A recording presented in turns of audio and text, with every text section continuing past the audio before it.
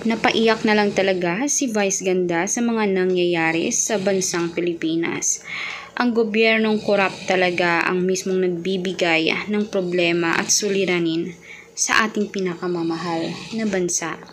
Alam naman natin kung gaano talaga kamahal ng mga Pinoy ang sariling bansa natin. Pero gayon pa man, wala silang kapangyarihan bagkus ang mga gobyerno ang mismong nagpapalakad ng kung ano yung mga gusto nilang mangyari dito sa ating bansa.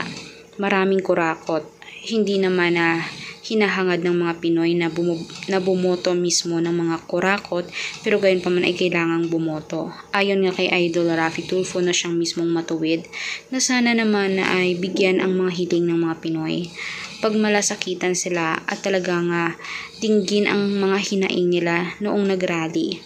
Alam naman natin kung gaano kahirap ang mga Pinoy, mas lalong pinapahirap pa ng mga korap sa bansa.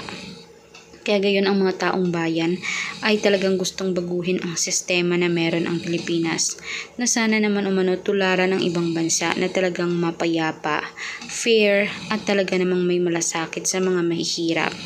Ang EDSA ay talagang nabuo ng mga tao. Bagkus sila ay hindi nila gustong mga gawaing nagpapalaganap ng mga gobyerno.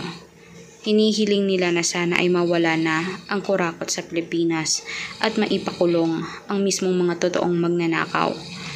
Hinahamon nila mismo ang presidente para mapabago mismo ang Pilipinas.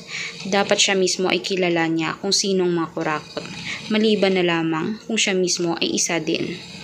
Kaya nga naman isigaw mismo ang karapatan ng mga Pinoy. Huwag kalimutan mag-subscribe, i-like, i-share ang ating videos on public. Maraming salamat po mga kanetasen.